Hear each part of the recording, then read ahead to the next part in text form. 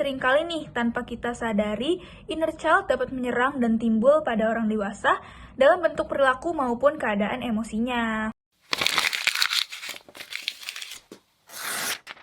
Hai, welcome back to Ruang Bercerita. Perkenalkan, nama aku Via. Yuk kita bercerita Ria. Tapi sebelum itu, kalian jangan lupa untuk subscribe dan nyalain lonceng notifikasi ya di bawah ini. Nah, kalian tahu gak sih belakangan ini lagi rame banget nih soal trauma masa kecil yang bahkan jadi topik hangat media sosial sekarang ini.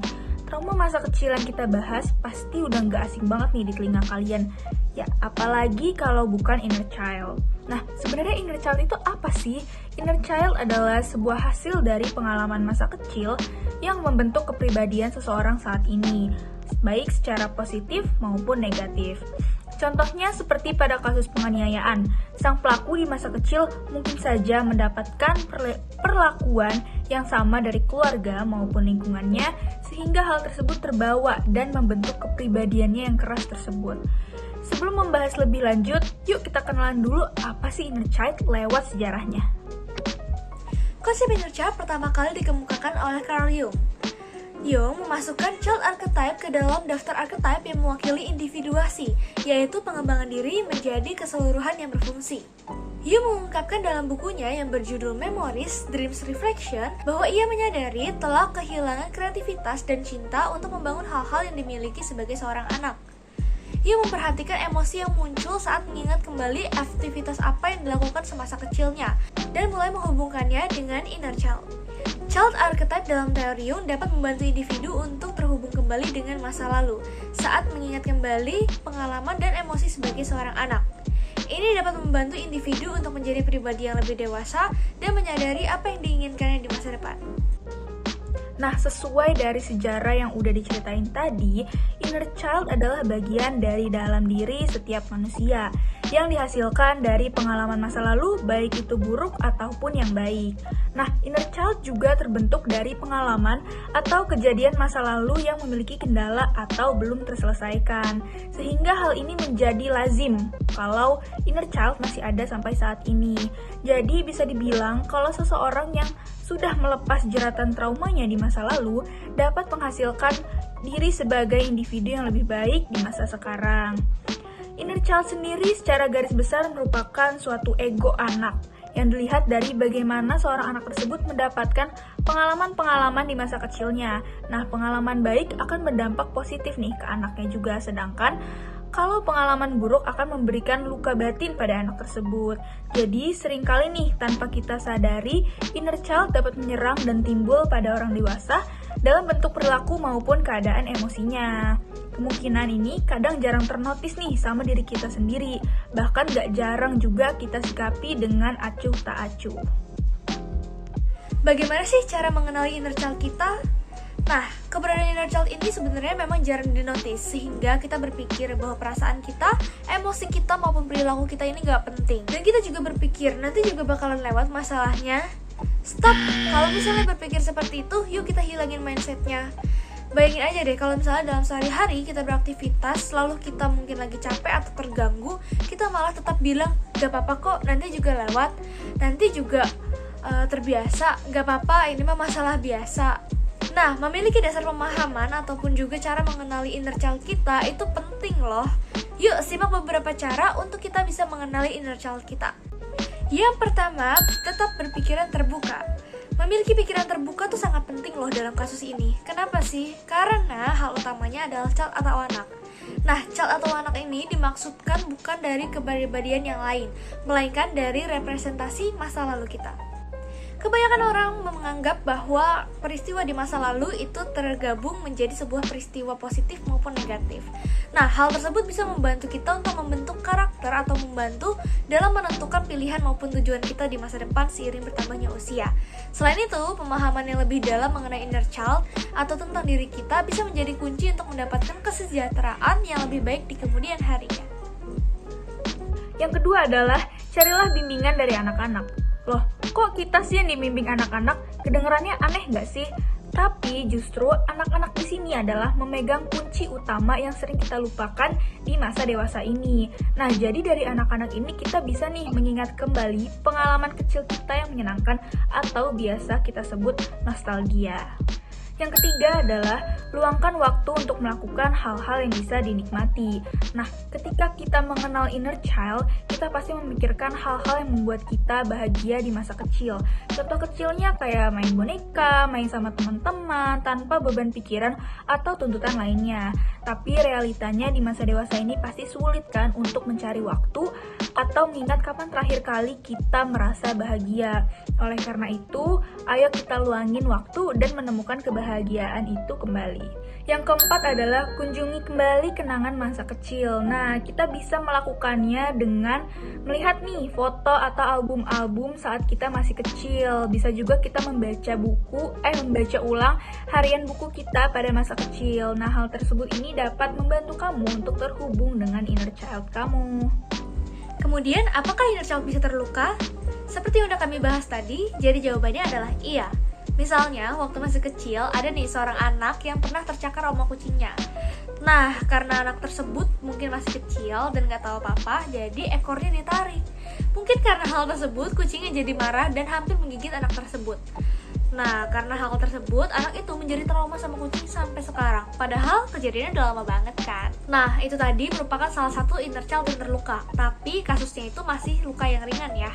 Masih banyak loh hal-hal yang bisa membuat inner child kita terluka. Jadi inner child ini timbul karena apa sih?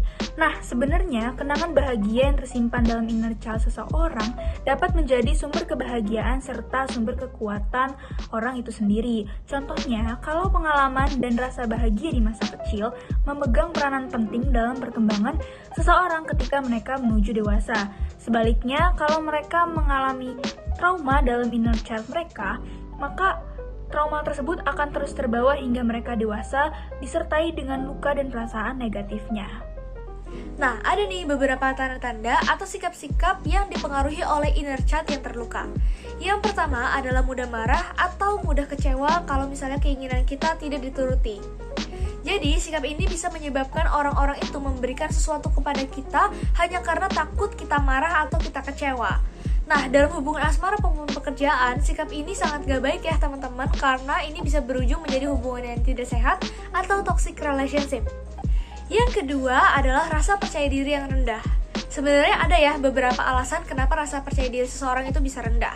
Tapi beberapa diantaranya adalah minimnya support dari orang tua, terlalu sering menerima kritik, selalu dibanding-bandingkan dengan anak orang lain, dan juga dibebani ekspektasi yang terlalu tinggi. Nah, hal ini bisa membuat anak-anak menjadi kurang percaya diri. Anak-anak yang tidak diberikan kesempatan untuk belajar dari kesalahan itu bisa tumbuh menjadi pribadi yang takut mencoba hal baru dan tidak yakin terhadap kemampuan dalam dirinya sendiri. Dan yang ketiga adalah sering mengkritik diri sendiri. Nah, biasanya sikap ini muncul itu karena beban ekspektasi dari orang tua yang terlalu tinggi, sehingga anak tersebut tumbuh menjadi seorang yang perfeksionis. Sebenarnya mengkritik diri sendiri itu tidak salah, tetapi jika terlalu sering, itu bisa memunculkan sikap kurang bersyukur dan juga tidak mengasihani diri sendiri. Kita jadi sering nge-push diri sendiri. Jadi, sesekali mengkritik diri sendiri itu tidak apa-apa, asal mengenali batas wajarnya. Tapi sebenarnya nggak semua nih inner child yang terluka dapat menyebabkan trauma loh. Ini semua kembali lagi pada permasalahan yang ia alami waktu kecil. Misalnya dia mengalami kekerasan, pelecehan seksual, dan kehilangan orang tersayang yang dapat menimbulkan luka batin atau trauma yang membekas hingga anak tersebut tumbuh dewasa nantinya. Kemudian bahaya nggak sih kalau misalnya seseorang tidak kenal dengan inner child-nya? Jawabannya ya tentu saja sih. Sebenarnya banyak banget orang yang mungkin masih belum mengenal apa itu inner child dan bagaimana inner child mereka. Bahkan tak jarang orang-orang itu mengabaikan masa lalu mereka, terutama masa lalu yang buruk. Nah, ini sebenarnya jelas berbahaya ya. Karena mengabaikan inner child itu bisa membuat seseorang sulit untuk belajar mengatur emosi mereka dan perilaku mereka ketika menghadapi situasi tertentu. Bahkan fatalnya akan membuat diri sulit untuk sembuh dari trauma. Jadi, alangkah baiknya kita bisa mengetahui dan memahami apa sih inner child kita. Lalu gimana sih cara kita menyembuhkan inner child yang terluka?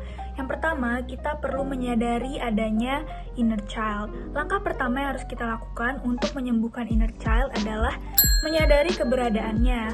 Proses mengakui inner child ini sebagian besar hanya perlu dilakukan dengan mengenali dan menerima hal-hal yang menyebabkan luka di masa kita kecil. Yang kedua adalah dengarkan apa yang dikatakan oleh inner child. Setelah kita sadar nih bahwa inner child kita terluka, kita perlu mendengarkan perasaan yang datang. Jika kita dapat menelusuri perasaan ini dan kembali ke masa kecil kita tertentu, kita bisa menyadari situasi serupa dalam kehidupan di masa dewasa yang memicu respon serupa. Yang ketiga adalah menulis jurnal.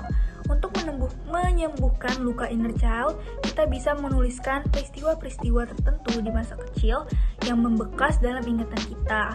Lalu kita bisa coba nih mengingat kembali apa yang kita rasain saat itu dan mencoba memberikan sudut pandang diri sendiri sebagai orang dewasa. Lalu yang keempat adalah konsultasi kepada yang lebih profesional. Nah, banyak nih profesional kesehatan mental yang bisa membantu kita mencari cara terbaik untuk mengatasi trauma ataupun luka tersebut. Profesional kesehatan mental akan berusaha menciptakan ruang yang aman bagi kita untuk menavigasi gejolak emosi yang kita rasakan dan mempelajari strategi apa sih yang berguna untuk menyembuhkan inner child kita. Nah, dari pembahasan yang tadi, gimana nih? Masih yakin gak kalau misalnya inner child kamu tuh ternyata baik-baik aja? Udah kenal baik belum sih sama inner child kamu? Jika belum, yuk aware tentang inner child kita dan belajar nih untuk mengenali bagian diri kita dengan lebih baik lagi. Karena bagian diri kita merupakan pelengkap di masa kecil kita. Dan dengan inner child lah kita bisa melewati masa kecil kita dengan penuh warna. Inner child bukanlah musuh, melainkan teman kita yang selalu ada. Hargai dan terima inner child kita, karena itu merupakan satu tanda bahwa kita sudah berdamai dengan masa lalu dan bisa menerima diri kita di masa kini maupun masa nanti. Wah, cukup menyenangkan bukan membahas tentang diri kita maupun masa lalu kita. Ternyata unik-unik ya, dan ternyata sering kita abaikan. Nah, tapi jangan sedih karena pembahasan kita cukup sampai di sini saja. Masih ada banyak hal lain loh yang bisa kita bahas di kesempatan berikutnya. Jadi jangan lupa untuk terus kepoin kita ya. See you!